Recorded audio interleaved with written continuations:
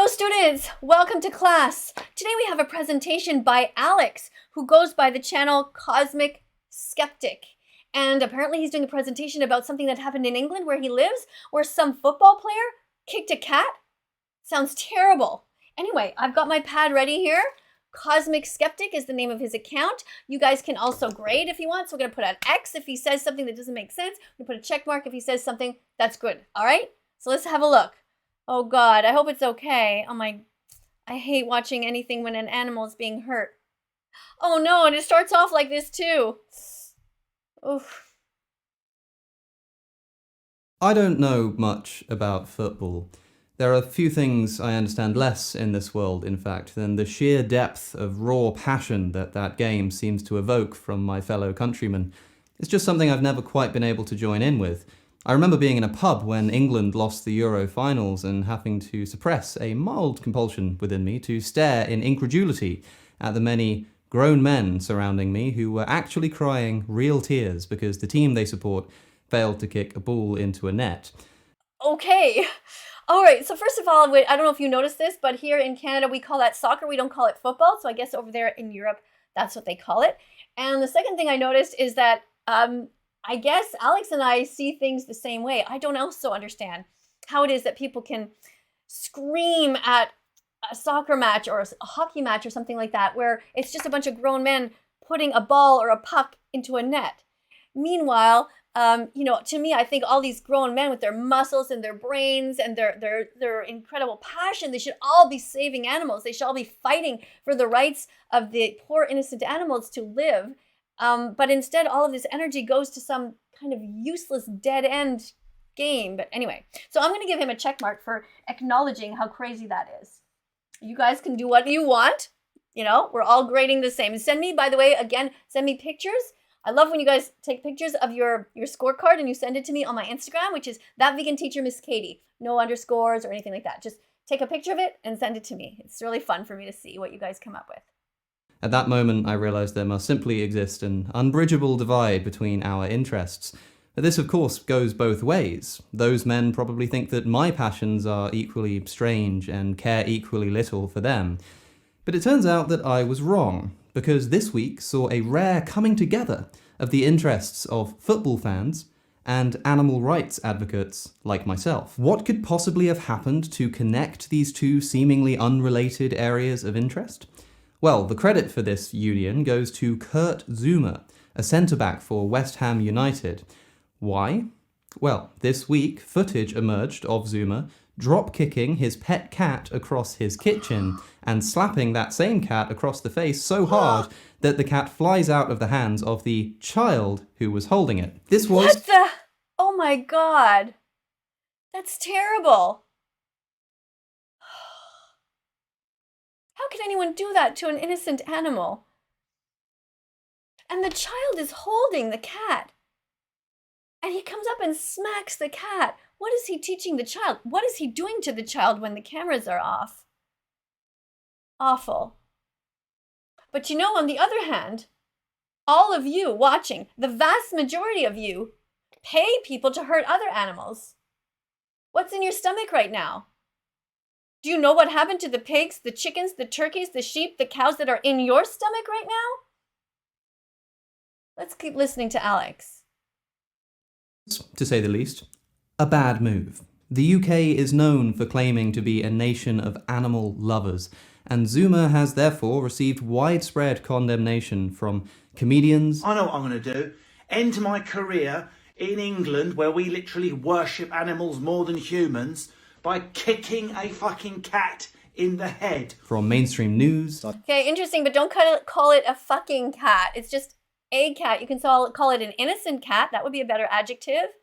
A vulnerable cat, but not a fucking cat. Why would you do that? I don't understand how people use that word that way.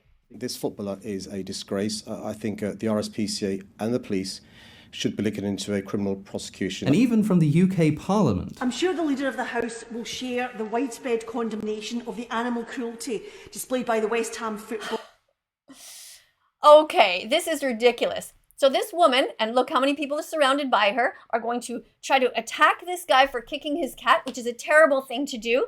But how many of those people have dead bodies inside of them right now? That's what I want to know.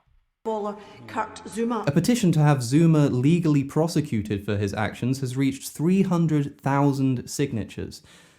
Very interesting. My petition for the removal of my completely healthy, happy, wonderful vegan dog had over 50,000 signatures on it to try to remove a dog from a vegan, because people feel so guilty eating meat that they just can't stand the thought that my dog could actually be completely healthy with a vet-approved vegan diet. If you're interested, by the way, in the links in the description, you can find ways to get vegan dog food. Remember, you have to get a special kind that has all the nutrients in it, but dogs do not need to eat meat. They just need the right minerals, vitamins, and protein. Pretty cool, eh? Just like us. Astonishingly, Zuma was still chosen to play in a match after the footage emerged, and the fans of his own club voiced their discontent by booing every time he was on the ball, chanting, "He plays for centre-back, he kicks his fucking cat." And when Zuma was knocked down with an injury, they shouted, "That's how your cat feels." Okay, I'm giving you some check marks here for good reporting. That's very good. Your storytelling is great. You've got some good images there. It's worth, the RSPCA has since confirmed that it has confiscated the cat from Zuma and is taking care of the cat themselves. Oh no, the RSPCA? Yeah, now you think they are the Society for the Prevention of Cruelty to Animals. But do you know what they do? They approve so many horrific things that happen to animals. I wonder if he's going to touch on them. Why was everybody so upset? Well, it's obvious, because nothing can possibly excuse inflicting such unnecessary harm upon an innocent animal for such a trivial reason as finding it funny. You can see where I'm going with this, can't you? What Zuma did to his cat was indefensible, and people are right to condemn him for his abuse. But here's a plain fact that simply needs to be considered.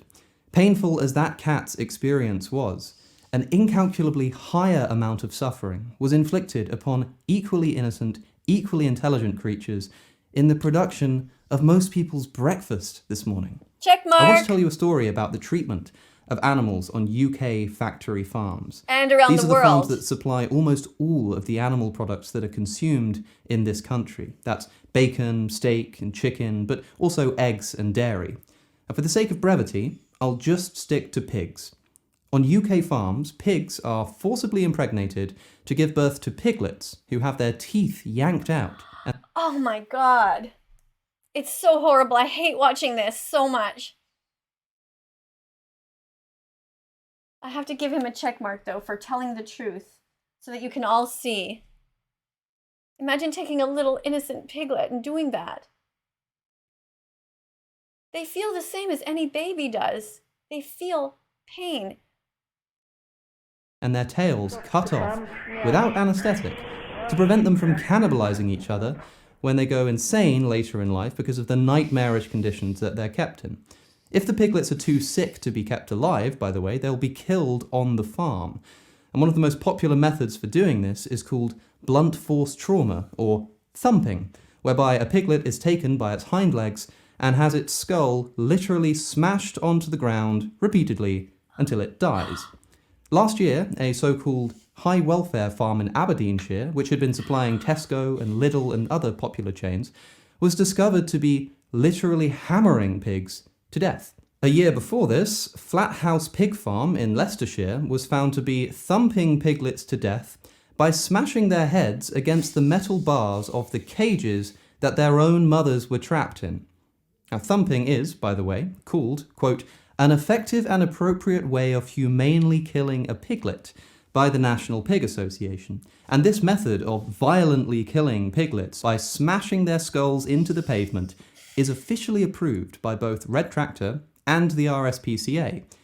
You know, that same RSPCA that confiscated Kurt Zuma's cat because he slapped it across the face. Those pigs that make it to adulthood will most likely be slaughtered by forcing them into gas chambers, in which concentrated CO2 causes them to thrash about in confused agony until they're finally snuffed out.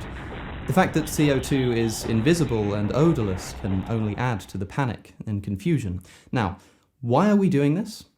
Why are we forcing innocent, abused, mutilated animals into literal gas chambers? so that we can have a bacon sandwich.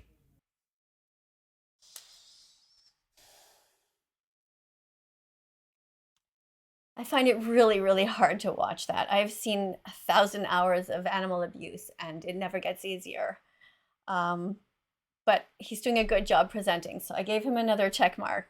You know, I'll give you a few actually, Alex, because you showed what happens to the teeth, the tails.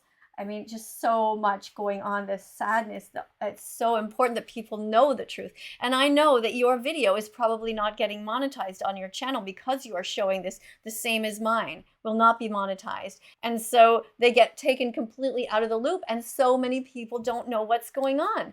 It's crazy. I was doing videos, many videos yesterday for TikTok, and so many comments are, well, why do you keep saying that cows get killed in the dairy industry? They really don't understand that they take away the baby boy cows and they murder them and turn them into veal sandwiches so that we can steal their milk, because these little babies will never be able to produce milk.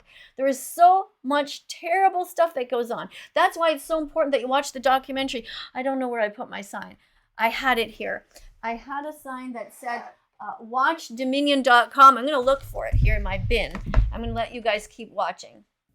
Now, you tell me what could possibly justify this unimaginable... Oh yeah, here it is. You see, this is the important documentary that you should watch to learn the truth. And once you know the truth, then you can make an informed decision going forward. I know it's not easy to watch, but it is your moral responsibility to know what goes on so you can make a choice. ...treatment, if so much as kicking a single cat is enough to spark the ire of an entire nation. Now, you may say that this comparison of mine is unfair. Right? Yeah, sure, we torture animals in factory farms, but we do it for food. Kurt Zuma abused an animal just for fun. But this response, unfortunately, would only work if the only place we could get food was from harming animals. But given that every nutrient required to be healthy is found on a properly planned vegan diet, that's simply not the case. Perfect. Thank you for saying that. The Academy of Nutrition and Dietetics has clearly stated that anyone can be vegan at any stage of development. When you're born, in fact, you are born vegan because you never wanted to hurt animals. And as you go through life, there's no reason to eat them. And it's not your fault that your parents shoved dead animals into you when you were little. You didn't consent for them to murder them. You didn't know. Same as dairy and eggs. But you can go back to your roots, thankfully. And I know that that is what happened with Alex. He ate animals his whole life too, until he found out what happened. And now he's changed, which is great, because we don't have that many vegan men yet. But he's quite smart, isn't he? And it's great that he's doing videos like this. I hope this video gets a lot of views. The only thing that we can genuinely only get from animal products and not from vegan alternatives is the way they taste. And I'm afraid to say that taste pleasure is no better a justification for torturing an animal than Kurt Zuma's justification for kicking his cat. And even if it were true that we genuinely needed to eat animals for sustenance, this certainly wouldn't justify the way in which we're currently treating them and killing them. It wouldn't even come close. So now I just want to ask you a very simple question. Which animals deserve our protection against being unnecessarily harmed, and which don't? Well, I know what a lot of you think. You think that we should only protect the cats and the dogs and not all the other animals. And I don't understand that. It's a great question. Thank you, Alex, for asking that. And more importantly, why?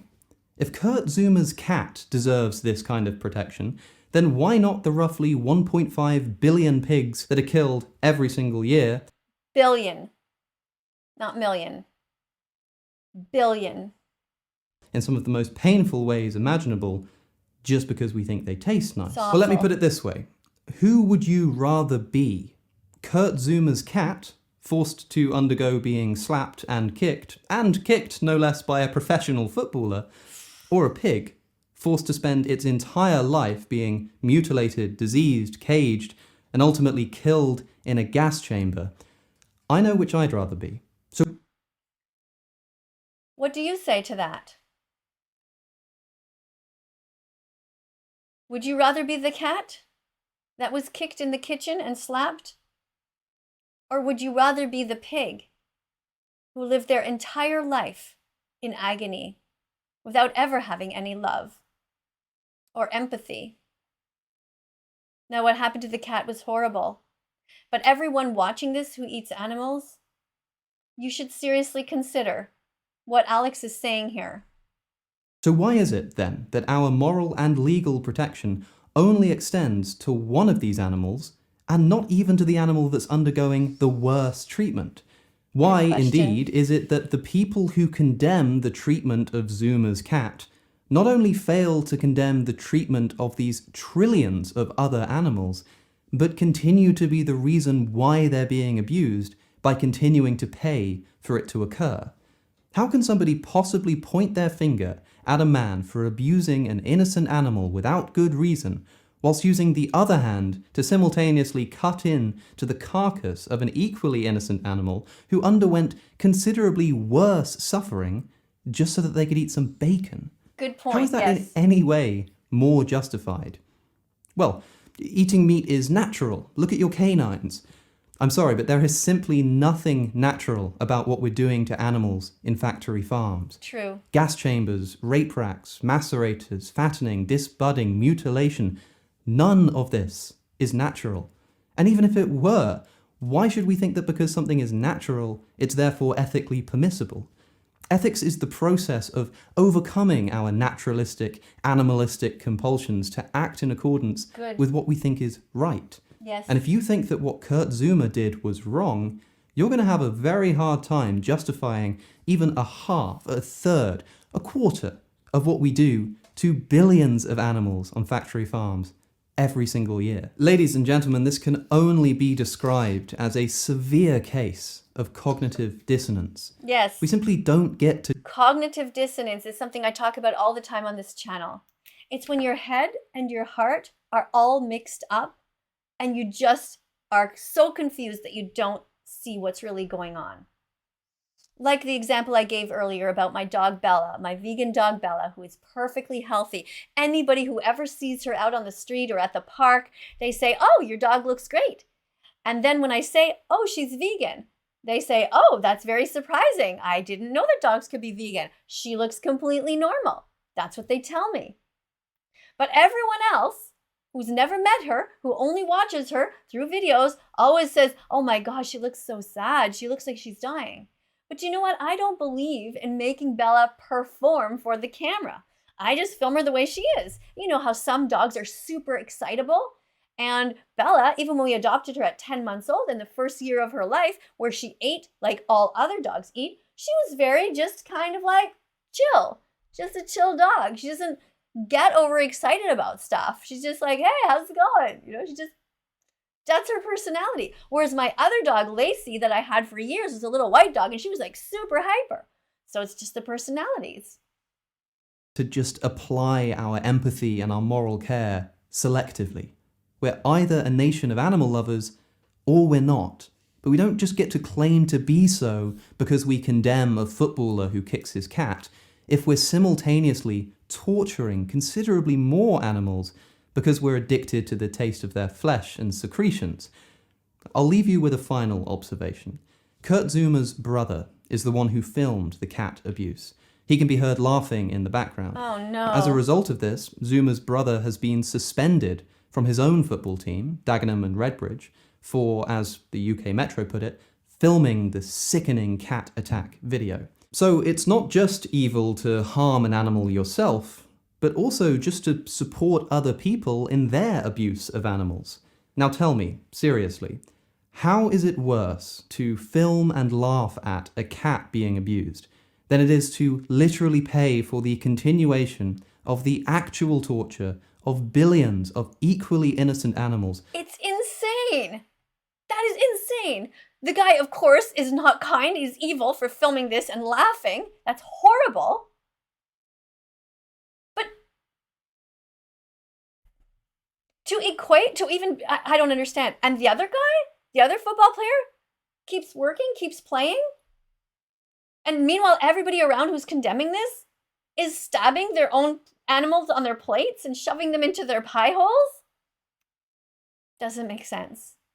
It seems crazy. Alex, this is a great presentation. Thank you so much for this. Give you another check mark for mentioning the part about who was filming. For such a trivial reason as the fact that they taste nice. If you want footballers who directly or indirectly support the abuse of innocent animals for no good reason to be suspended from their clubs, you better be careful what you wish for, because if we're being consistent, there'll be no one left on the pitch. I'm not... Very good point. If we are being consistent, which we should be. We need animals to have a Bill of Rights. They need to have a Bill of Rights which assures that they are not treated like property. Animals are not objects like this tie or my glasses. And yet they have so few rights. And yet, when somebody sees a cat or a dog abused, all hell breaks loose. And it should, but it should also break loose every time you walk into a grocery store and you see dead bodies all around you. And your children are looking at those dead bodies. And you act like it's nothing. It is so normalized that you don't even see. I get it though. I was brought up the same way. I used to eat eggs. I used to drink milk. I used to eat cheese and meat. That's why I'm here though, to wake you up so you don't regret eating these things for so long like I did. Coming up this June, in 2022, it's going to be 6 years for me being vegan. And I wish I had been vegan much earlier. And that's why I'm here on social media, to make sure that you don't regret your decision. And to those of you who've decided after seeing this that you want to become vegan, congratulations. Happy Vegan Declaration Day to you. Let's keep watching a little bit more. I'm not saying that we shouldn't be angry at Kurt Zuma. Of course we should. I'm just advocating using this as an opportunity for self-reflection. Can we really honestly claim to be lovers of animals if we keep paying for them to undergo treatment much, much worse than anything Kurt Zuma ever did to Much his worse. cat? All I'm saying is, in the spirit of fairness, if we want to go around pointing our finger, we should probably make sure we've washed our own hands first. I've been Alex O'Connor, or Cosmic Skeptic. You can complain about this video on social media using... There you go. These are all of his channels. Go and follow Cosmic Skeptic. Tell him That Vegan Teacher sent you. Go and subscribe to his channel. He talks a lot about all kinds of different issues. Thank you so much, Alex. And, of course, as you did in your last presentation, you get an A+. I didn't see anything bad in your presentation at all, Alex. I'm really proud of you. Thank you for letting everybody know about what's going on. And I know that over there in England, you have a lot of great vegan restaurants. My husband went on a trip there once and he said, wow, there was so many vegan options. So good for you.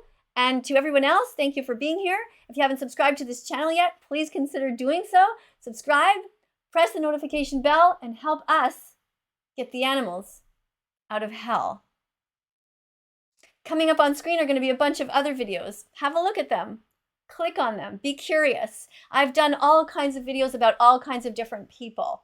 Different people like Mr. Beast, who has millions of followers, PewDiePie, who has 110 million followers, and all kinds of people, other animal abusers like SS Sniper Wolf, Call Me Chris, all of these, many in the archives. And also I'm playing instruments and doing all kinds of stuff. And there's videos of kids singing in my archives, all kinds of things.